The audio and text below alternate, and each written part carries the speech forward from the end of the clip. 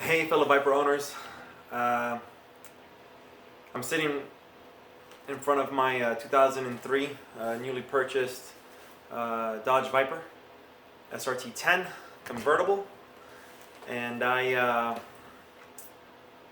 since even before picking up the vehicle, flying from Montana to Pensacola to drive it back up with my father, did a 2,200 mile run with this car, and let me tell you, it was a lot of fun. Although the rear tires were not brand new when I bought the car, so definitely that cost a pretty penny to have done as soon as I got back to Montana. But the drive was nice. Since then, I have pursued trying to make sure that the car is in top-notch shape. To do that, you have to kind of like take the car apart, and that's what I'm spending this winter in Montana with negative 20 degrees of wind chills of negative 40 trying to do. And I'll take a walk around the video or walk around the car of what I've done so far in the last 2 days with respect to taking the car apart and seeing what I have to buy and what I have to replace. What I've noticed is there's a lot of videos put out for Gen 2, Gen 1 Vipers, but not a lot for Gen 3. There's not a lot of information out there besides some of the forums that people have found, yet there isn't any information backing a lot of the opinions up. You have Viper owners speaking out of experience, but don't have any documentation for some of their statements. Some of them are excellent, and I've used them to as a guide to verify the information. For instance, and this is what the video is about today, is the proper transmission fluid for the Gen 3 T56 transmission. You call the Dodge dealership up. They have 4 fluids that could possibly be used for the vehicle. Same 75-85 manual transmission lubricant. However, there's different part numbers, different specifications for it. Now, the transmission, if you've looked at the transmission, it'll say Castrol Syntorq. And for those of you who are new owners, you'll come to learn that that no longer exists. I called Castrol manufacturer myself and found out directly from them that they no longer manufacture it for consumers. But they do still produce it and relabel it for both GM and Mopar. But they couldn't provide the part numbers that they rebranded it as. Okay. I called Tremec, who advised, which is, the people who built the transmission, asked them, well, what transmission fluid do you all recommend for the transmission for the T56 on the Gen 3 Vipers? Now, they immediately said Castrol Syntorq. When I gave them the information, and this is just a few months ago, this is back in October, November, they were kind of shocked, like, wait, what? It doesn't exist? Okay. Give me a few weeks. We're gonna go with our engineers, and we'll build some notes and get back to you. Tilly-tally back and forth a little bit, and they gave me a data sheet, and I'll show it to you here. Let's see here. I'm not good at making YouTube videos. I haven't learned how to do all that fancy editing stuff that like Steven Jeffers or Quentin does, who are also Viper owners, but nonetheless, I will be providing some good insight for the vehicle.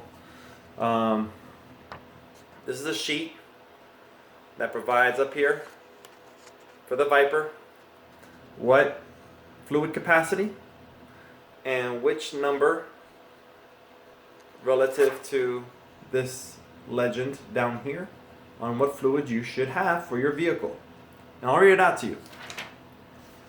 For the Viper, it's 3.22 ounces, or I'm sorry, 3.22 liters, and it's supposed to take Castrol Syntorq.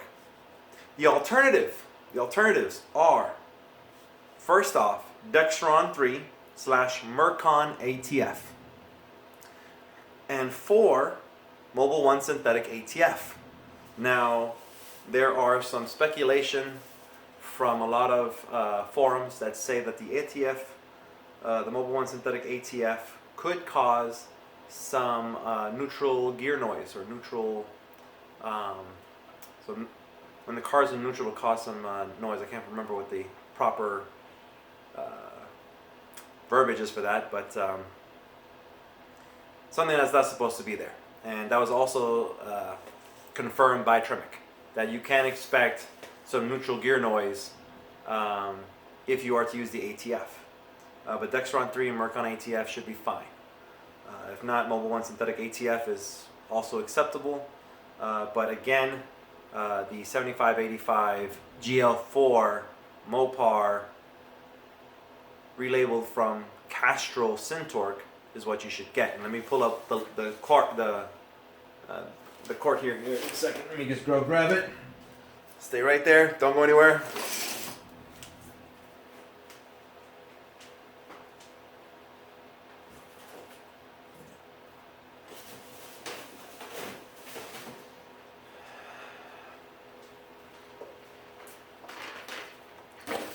All right. So, you still there? I hope you are. All right. So, here it is, everybody. 7585 GL4. Part number is right there for you. You can read the back. It's very specific. Hopefully it'll focus.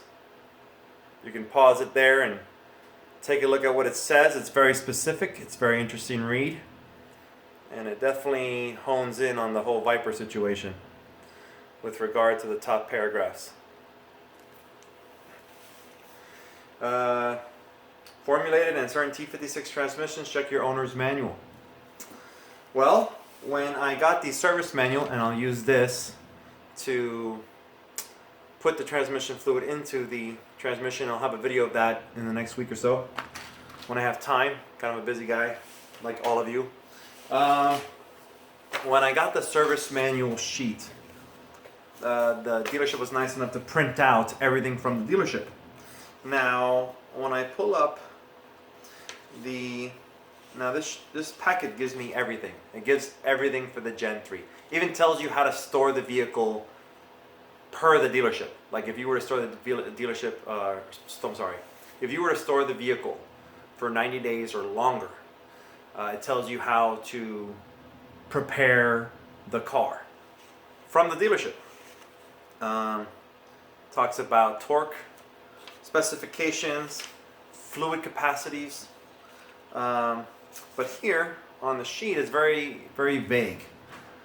And it tells you here, that's all you get from the service manual.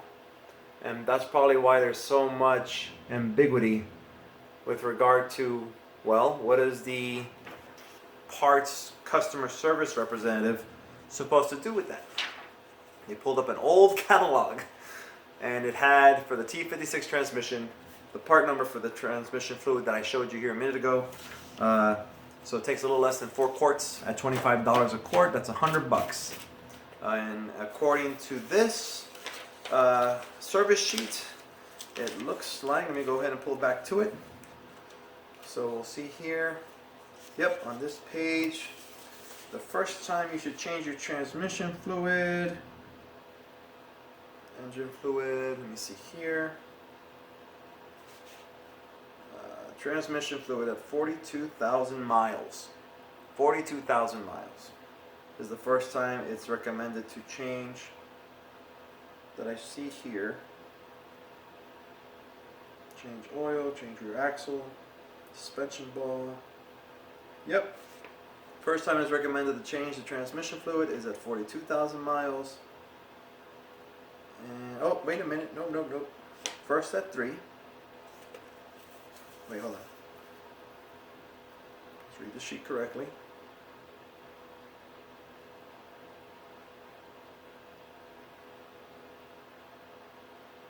$21,000 miles is the first time you should change your transmission fluid. I'll show you right here. I'll show you why I was a little displaced there for a second, because the sheet continues to the next page, or the diagram I should say.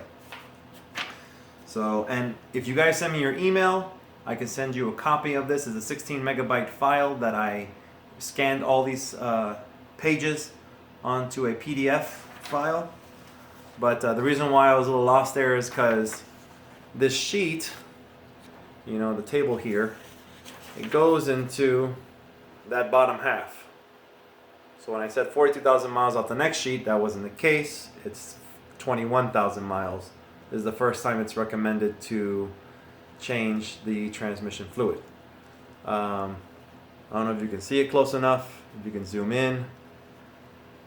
If not, like I said, if you give me your email information, I can email it to you, or you can go to your local dealer and ask them for the same service manual to keep with you. Nice little packet to have on hand, because I imagine even though the service manual itself that comes with the car or the owner's manual might not have all this information.